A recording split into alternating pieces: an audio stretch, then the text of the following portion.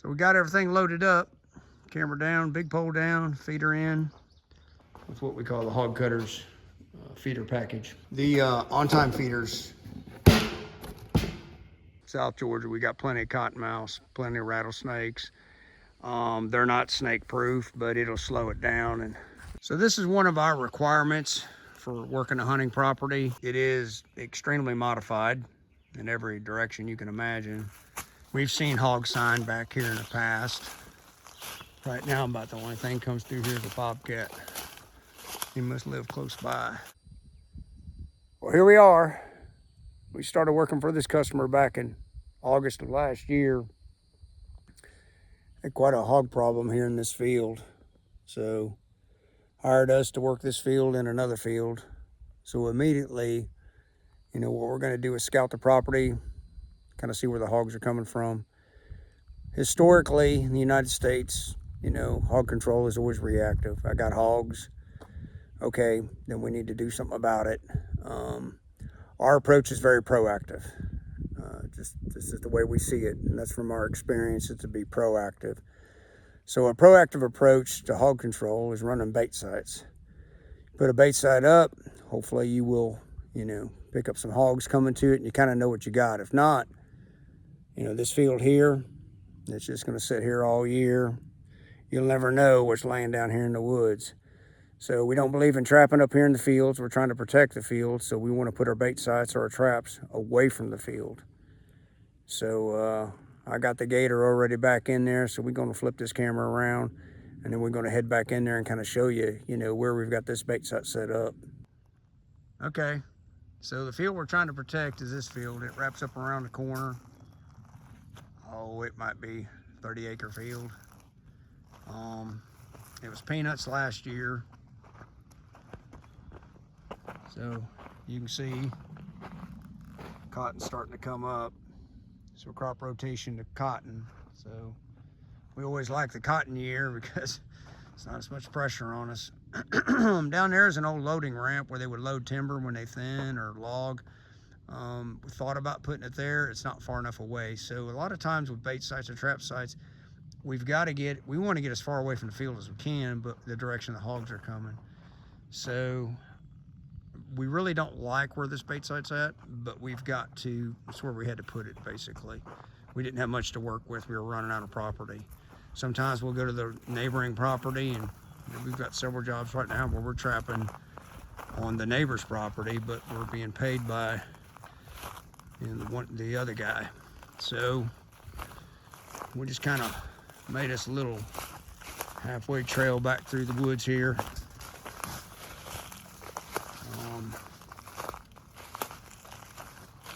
We tried really hard to not make a big footprint everywhere we go. I never did like it when somebody tears up our property. It's the last thing we want to do as a business is tear up somebody else's property. So we found this spot back here. It was big enough that we could drop a Jager Pro into it. We put up an on-time feeder. We went with a barrel mount on this one. We run barrels and plastics. Same exact motor, varmint guard. And it's kind of funny, we forgot to bring a T-post. So normally we T-post all four in. It just keeps the hogs from pushing over. You circle around here, and then you see we got the big pole up. So if we had bed cell service, which we actually do here, then we would come in with a painter pole, strap it to the back, and then it would give us some more height, and then we would have a booster antenna that goes up there, and then it just replaces the paddle antenna. No major issues with squirrels here, so we went with stock equipment. Standard is the varmint guard. If the coons get too stupid on us, then we'll end up wrapping it in hardware cloth. And we'll do a video probably later today. We'll show how we do kind of customize this in here. And so let me flip this camera back around and I'll explain to you why we're here today. So as I said, we've been trapping for this customer since August of last year. We're running two different sites. One's an actual trap and this is a bait site. Trap is about 8 miles from here. We've had good success there. down off in the woods. The customer has requested that we pull the bait sight because it's not doing anything. So that's a little difficult for me. I'm a very passionate man about trapping hogs and the proactive approach. There's a single boar that keeps coming to this bait site. If we don't have something along this field, we have no idea what's lurking down there in the shadows. A bait site doesn't cost much to run. You're talking $15 a month to run that Jager Pro ice camera. You're talking maybe 2 bags of corn, so let's say 20 bucks for that. I mean, that's not a bunch of money to have eyes on the ground, eyes in the woods, to see what's out there. And then if we get a group coming in here and hammering this trap or this bait site, then we know what to do. If not, we're running blind. And what typically happens to the migratory nature of hogs is they're gonna migrate in here and then they're gonna make it a home. There's a pretty decent sized water source right down there. There's a pond. So like I said, historically in the United States, hog control has always been reactive. And that's why we're always behind the 8 ball. If you're proactive with your approach, you've got a better chance. It doesn't cost much money to run a camera and run a feeder and just see what's out there. Now, at the customer's request, we're going to pull this equipment, and that's no longer our problem. I'm retired from another job. I'm very, very passionate about trapping hogs. I'm very passionate about a whole nother aspect of my life, but to me, it just doesn't make any sense. But, you know, we are at a point in our business that we're very selective about who we work for. And so, fortunately, the majority of our customers are always very proactive thinking. They get it after years of fighting the hog. If you're chasing hogs, you're not trapping them. That's the bottom line. So we're going to pull this bait site today, pull our T-post up, dump the feeder, load it all in the back of the gator, bought an impact. Most of the time we don't take the big pole apart, but it's just got 3 legs in it. We'll pop it apart, throw it in the back of the gator, got a bag of corn to help us, you know, get it back to the house. And then we'll deactivate the camera. Jager Pro doesn't charge to activate or deactivate a camera. You just deactivate it and put it to sleep. And so that's what we're here for today, and maybe get a little footage on the way out. Hopefully this video kind of help you understand bait sites, location of bait sites, the proactive approach to hog trapping. Not, oh my God, I got a whole bunch of hogs, what do I do? I mean, we are already one step ahead by running a bait site. But as a business, it's hard because it looks like we're trying to sell them a package. But we run bait sites on our farm, and we don't even have hogs and haven't had hogs in years. For us, it's a win-win. The deer eat it, the turkeys eat the corn, but we got eyes on the ground and we're watching, not just physically looking at the earth, but we got cameras running. And we know that these hogs migrate and are always looking for food. Always. This is a nice remote location. Nobody goes back here. Why would they not set up shop here? They got water, they got food, they got cover. That's the 3 things a hog needs to live. And the less humans, the better. And this spot right here is perfect. But again, we're going to pull up stakes, load it in the gator, and get on. Hopefully this video helps you. So we're getting everything loaded back up. Like I said earlier, we'll bring a bag of corn like that. Slide all that stuff up into that toolbox with that bag of corn. Kind of helps weight it down some. Then we'll flip this barrel over, lay it up in there, and run a strap on it. But I wanted to show you how we do these. We're going to be doing some more today or tomorrow. But basically what we do, we use 4 carriage bolts. We drill a hole, you can kind of see. So we drill 4 holes, mount the carriage bolt through. We put what we call a spare panel. You see how that spare panel zip tied in there? We lay that underneath there, and we run Gorilla Caulk around it, and then we zip tie this. And then when we get to our trap, or you know, to our trap or bait site, we run 4 zip ties. 2 here, 1 there, and 1 there, right? And then when you open this up, we can service the on-time motor. That's a design that myself and Brent from Stevens Tractor Company over in Louisiana came up with. If we mention anybody or any product, it's not because somebody's paying us to do that. It's because we believe in their product and that's what we use. So we need to go ahead and clear that up. We ran on times for over 20 years now. We are a dealer for them, but we just like their product. They're simple to use, easy to fix. They got a lifetime warranty, but a lot of times when we're in the field, we just fix it ourselves. We carry everything you can imagine in here. We carry a spare, you know, on-time motor there. This is a little spinner plate. It is under warranty, but they do go bad after some time. A little trick that we do, I don't know if it's a trick, but we call it a trick. We use a little 3-in-1 oil right here on that motor shaft, just a little bit every month when we do our maintenance, and it prolongs it. That part's only like $15, but $15 is $15.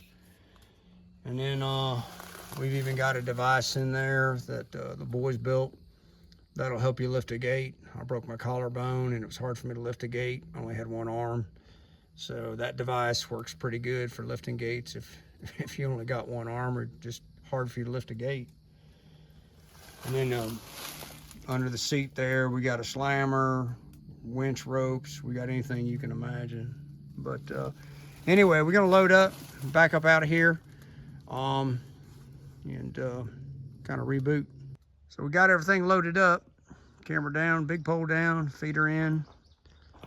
So we try to mark all of our vehicles, everything that we use for the business, just because I don't like a trespasser. So that way, if somebody sees, our vehicle, whether it be one of the gators or trucks, or four-wheelers, it's got our logo on it. That way they'll know where our shirts tucked in, logo on our barrels, as much as we can. So if somebody stumbles up on it, they actually know it's a business. I mean, we've been on properties where there'll be a deer stand and the owner doesn't even know it's there. Bait site location, like I said, we would prefer to have it much deeper down in the woods. I'd like to be a good quarter mile away from a crop field if I can get there. Just follow the corridor, that travel corridor for the hogs. So we're gonna head on out. Okay, we're preparing some of these 55-gallon drums with what we call the Hog Cutters feeder package. The on-time feeders basically come like this with a cone there, and then what they'll have is little Allens. So what we would do is we remove these, we put in thumb screws. It just makes it faster, quicker. I mean, I think you're like the world's greatest trapping geek, which I am, if you carry that in your cargo pocket, which has zip ties, Allens, a little crescent wrench. It's got everything. It just has just about anything you can imagine. Little small things to carry in your pocket. So what we'll do is we come over, we'll set up one of the spare panels. We'll go ahead and take the cone off. We'll lay the cone down, drill 4 holes, run these carriage bolts back through, gorilla caulk around it, and then when we get to our site, then all we have to do is take the remainder of the varmint guard and attach it. So we'll kind of give you an idea of how that works after we drill our holes and mount it up. So we got our holes drilled, ran our carriage bolts up through there. When Wyatt was smaller, he would be the guy that got inside the barrel to kind of feed these through. But Wyatt's gotten big now, so what we do is just take a little Gorilla Tape, run our fingers down through the hole, push the carriage bolt up through, like so. And when the carriage bolt comes up, it sticks to it. My dad died before Gorilla Tape got to be a big deal. He was a big duct tape guy, but we like Gorilla Tape, Gorilla Caulk. We use it all the time.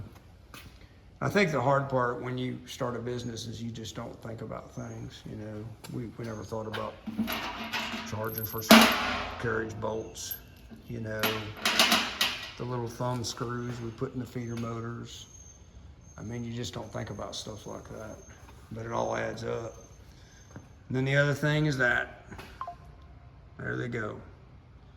So there's 21 traps on that phone and 55 cameras coming in. Pretty much 24/7, somebody's watching it. It's just become a part of our lives. Driving down the road, somebody's got the phone flipping through, or eating supper, sitting in a deer stand, working right now, don't matter. So it's a magnetic mount, which is pretty neat.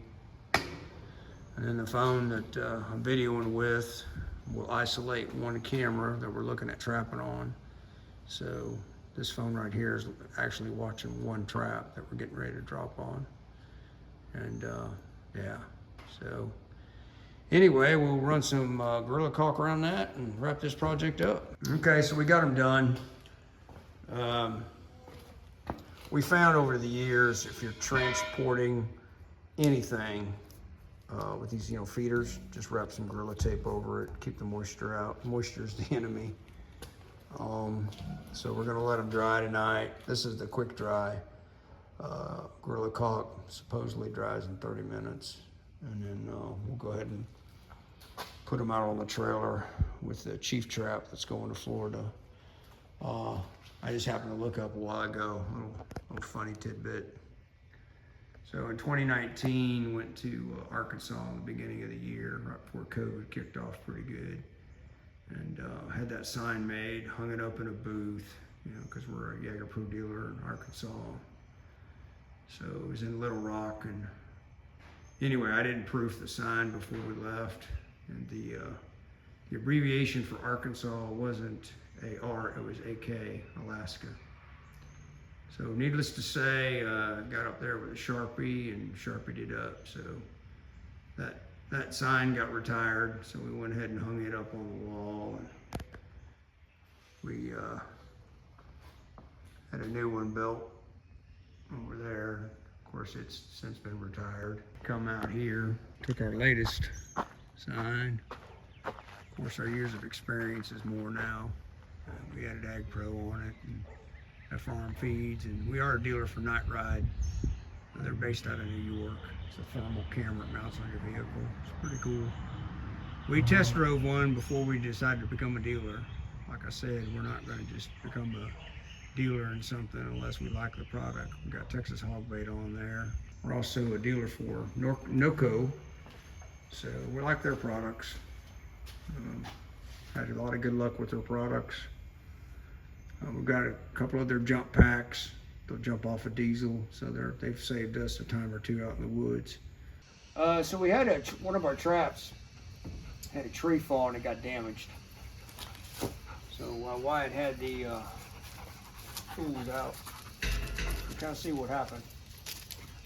Now it would still trap hogs, no issues there, but as far as moving it around, it was going to be an issue.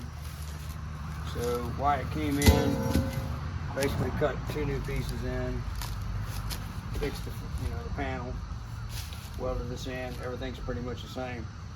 But it brings up a valid point, or at least to us it does as trappers. This is metal, you can fix it. I don't understand why anyone would spend money on a trap that you cannot fix.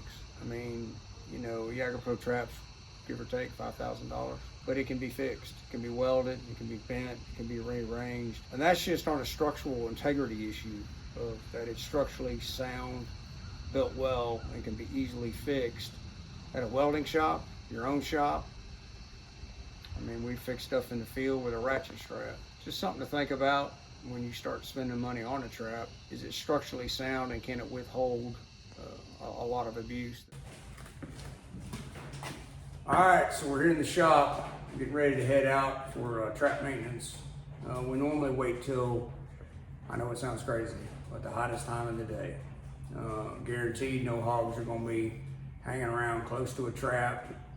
Since we run semi-permanent traps, we like to get them down there in some holes, so it's always possible that a hog will be nearby. So the hottest time of the day is when we do our maintenance. With maintenance, we're swapping batteries, filling feeders, testing the system, testing the cameras, reformatting the SD cards and all the cameras. Also gives us an opportunity to scout the fields, just a little bit of everything. So we're kind of going to walk you through that process today to show you how we do it. First thing we're going to have to do is check the board. I mean, I already know what to do today. We're a little ahead on a couple systems. We try to put our systems, do maintenance where they're kind of all in the same area. That way it utilizes, our trip, less fuel, less time. So anyway, let's get on with it. So we keep all the batteries on that shelf right there, 12 volts, 6 volts, Some are 12-volt systems strictly for the gate, 12-volt systems strictly for, you know, the live video cameras. And over there on the board on the right, all in black, is just all the systems, names of customers, when the system was serviced, the spin rate on the feeders, how much corn we're putting in, batteries, just anything you can think of. On the left, just a regular calendar, everything in red tells us, you know, when they're coming due. So we're gonna jump ahead a little bit today. There's one due on the 13th. We're gonna knock it out today. One on the 14th that we're gonna knock out. We've got 2 that were actually due on the 2nd. It's only the 4th. They can run over a couple of days. And then on that far board, that's really just trying to keep track of tires on the trailers, bearings, oil changes and the vehicles, the four-wheelers, the gators. You just kind of lose track of all that stuff. So what we'll do is, you know, we got all the 6 volts marked here. We're gonna pull the 6 volts out that we need. We'll bring them over here, and at that point, we'll hit them with the voltmeter. Now they cool, and then we put them, rotate them, but it's a continual process to keep testing them with the voltmeter. That seems a little redundant, but it's what we know you gotta do. Batteries go bad, mark our logo on there and then the date. And then that way, any battery that's a little over 2 years old, we're gonna go ahead and recycle it, which is a little on the extreme side, but it's all about batteries with high-tech hog trapping. And then we'll pull the 12 volts that we'll need. Get over there, we're gonna take the Tacoma today. We've got a couple tight spots we need to get into. So once we get all that loaded up, we're gonna take the micro hog trailer with the big four-wheeler and get everything loaded. And then you'll kind of see how this process goes. So we're on our property, easing back here through the pines. We only have actual 2 hunting properties that we manage right now. Hunting properties to us are difficult. It takes a certain type of owner to be able to work with, to trap hogs. They have to understand that we need to be the only food source. A lot of your hunting properties feed your deer year round, so there's requirements that need to be done before we'll even, you know, get engaged in that, even entertain it. Hunting properties are tough because we've got to navigate around deer season. If it's, you know, if it's a larger scale property, then they're going to be hunting quail, and you just got to navigate around the seasons. Farming properties, by far, they're the easiest. I mean, it's just get the hogs. Whatever you got to do to get the hogs. So they're all the relationship, landowner relationship with us as trappers, but definitely on the hunting properties, we've got to be able to communicate with each other and have those requirements met, which is what we've done on this property and the other property that strictly are, for the most part, hunting properties. This property is primarily just deer. So Georgia has a long deer season, but most people only focus on the last couple months of it. So we've got to kind of work around that, and that's fine. This has been a good property for us to work. We've actually run 2 traps on it. 2 traps, 1 bait site, and 1 camera that's literally just used to gather intel. And we'll be servicing that camera today while we're down here in this hole. You can kind of see why the Tacoma has been useful to us, just because it's a small little truck. I'd 10 times rather be in a diesel right now, I can tell you that much. But you know, being in the Tacoma, we can get into some of these tight spots. We will get down here in this bottom, offload the four-wheeler, and then we'll kind of show you why, you know, we got to have both small truck and a four-wheeler. Pretty decent size crop / food plot down here once you get down here in this bottom. And so where we needed to put the trap, in our opinion, was not anywhere near that field, so we had to get back in the woods. We can get back in there with the gator or four-wheeler, but So we've got our, crop field, if you want to call it that, and food plot. My understanding is it's going to be planted in peanuts, but it's been so wet, they're actually behind on planting peanuts. But I can tell the tractor's been down here working it. I've got some turkeys right up there. Them turkeys, yeah, they're right up underneath them trees right there. Here they come. They come in the trap and eat corn every day. So one of the negatives to the hunting properties is that the deer and turkeys just hammer the feeders for corn. So we have trouble keeping corn in the traps because the deer and turkeys are so hard on, the consumption is so great. So that's one of the negatives. I laugh about it, but it's frustrating. I have to keep turning the feeders up, and then if we keep turning the feeders up, that just means we got to come more. And then you end up, coming more than once a month, and again, that cuts into our budget to try to compensate. Because the hogs aren't going to be interested in something if they don't have corn in it. We're going to park here, offload the four-wheeler. Trap is back through there, and then we'll give you a little bit more footage of that. So that's the micro hog trailer. It is extremely modified in every direction you can imagine. It's got spacers on it. It's got a 2,000-pound axle. Fenders were completely removed. Bigger tires put on. The frame is pretty much still the same. Fenders have been changed. The gate was modified to lean back a little bit to accommodate the four-wheeler. The spare, we just slide up underneath that. We put protectors on the tail lights, and then basically, you can stand on these. I mean, they're heavy duty. The neat part about it is, of course, it's got an ammo can with some straps and stuff in it, but you can put a battery in that holder there. And then we've got a portable winch specifically for that plugs in here. That winch plugs in, you put on your battery.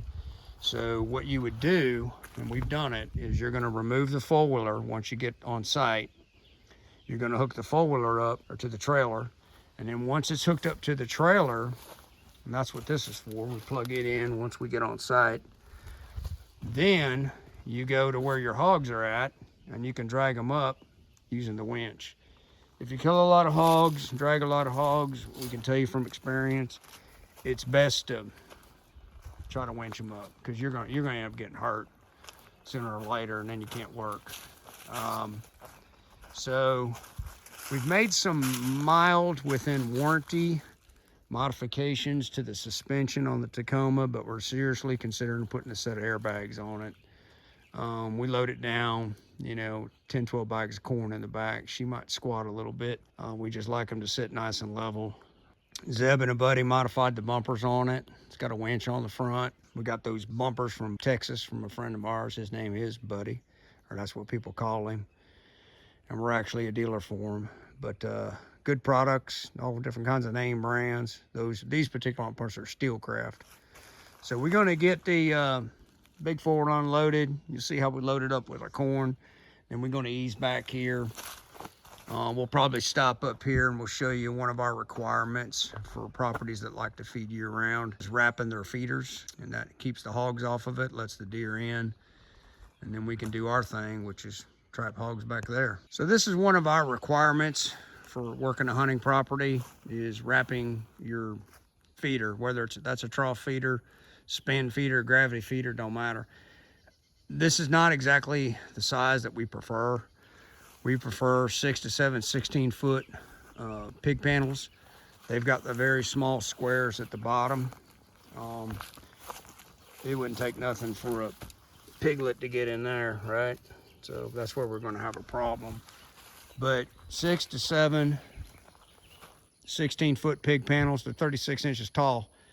And the University of Texas has done a study on that. There's a YouTube video on it. It's very, very helpful, very well done.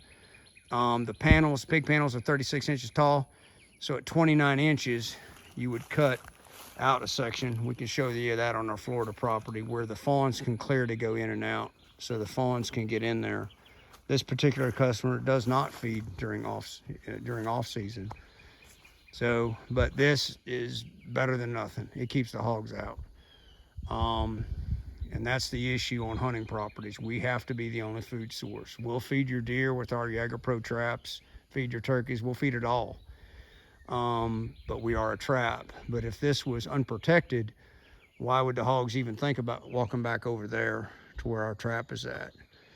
So what we did here is, just basically took a chainsaw and we cut us a path back through here. There's a creek that runs down through here. So scouting the property, and I'm not talking about getting in a drone or looking on a website or Google Earth or whatever. I'm talking about put your feet on the ground and scout it. We walked it all out. This seemed to be the most logical choice for a trap back there. So we're going to ease back through there so y'all can get an idea.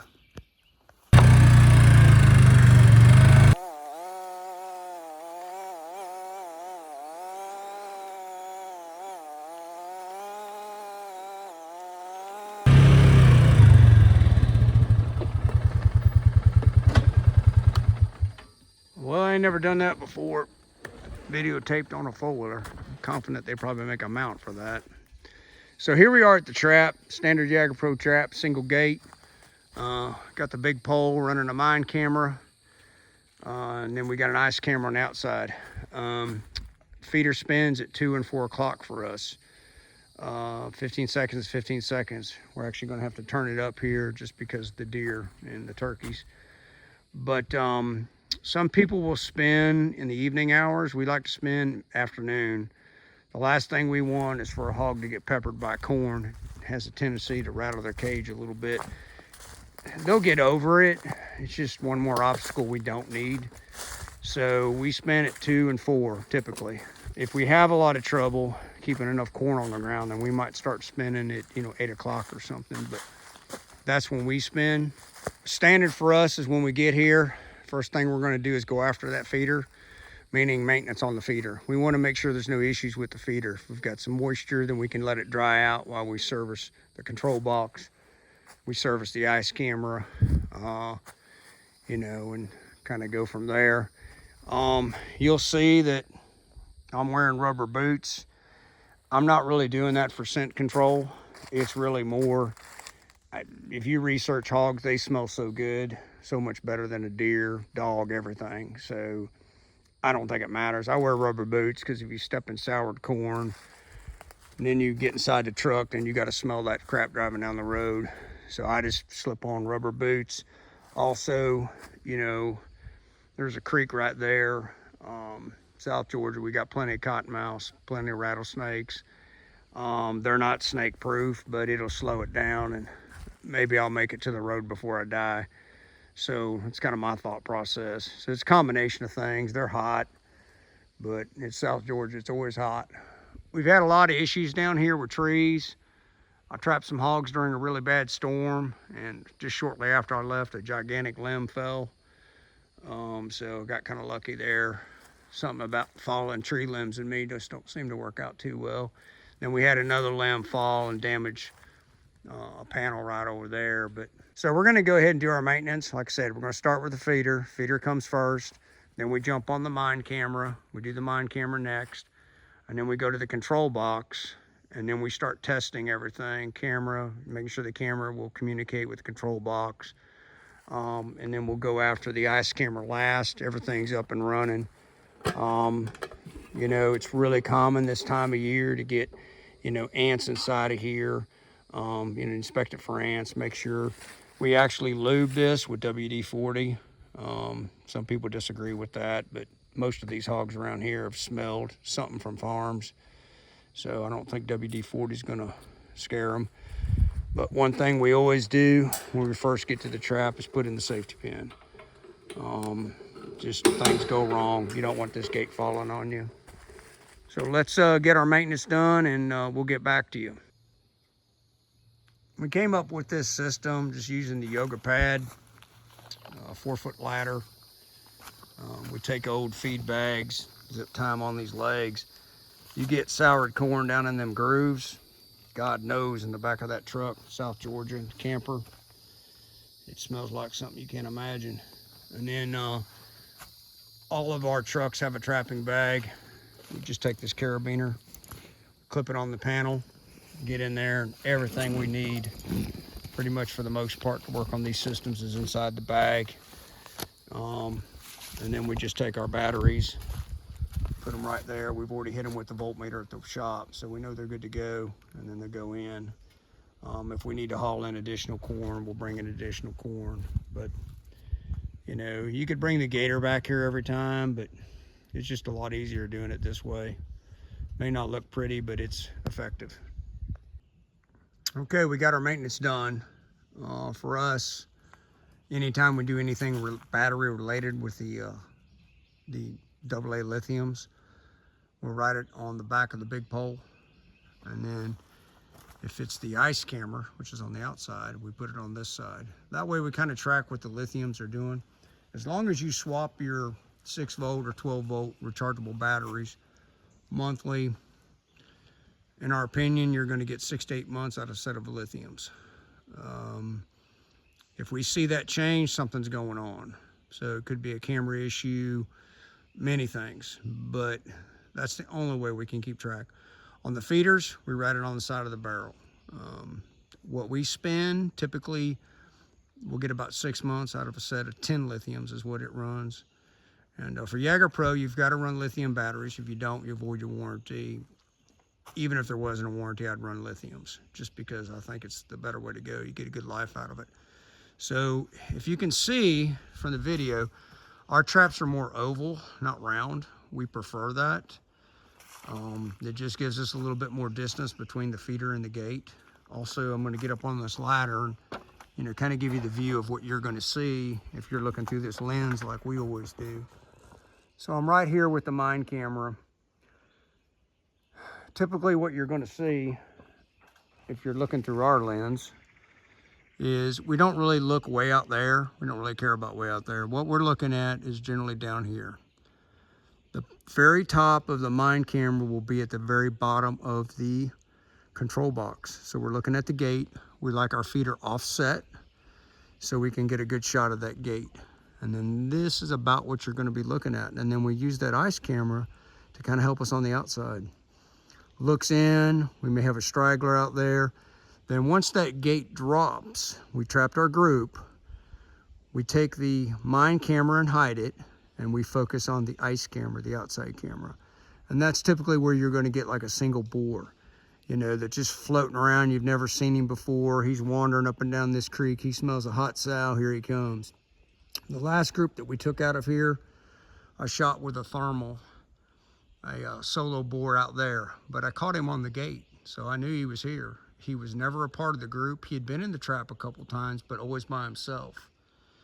So camera angle is something that we learned early on, very critical of camera angle. It's, again, you can't expect these cameras with this IR, what's going to help you to see in the dark, to see, you know, like way out there. It's just not going to happen. There's nothing wrong with the camera. It's a great camera. It's just, it can only do what it can do. So we're focused here, right? We're focused inside here. And then once we get closer to trapping, then we may pour a line of corn out to the left of that feeder.